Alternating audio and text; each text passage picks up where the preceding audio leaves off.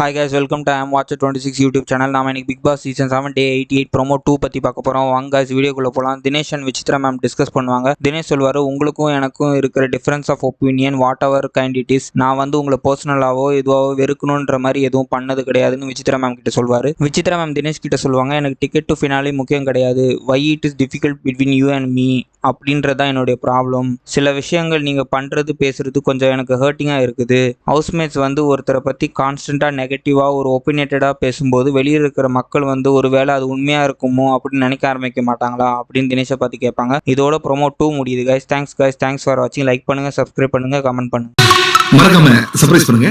Thank you.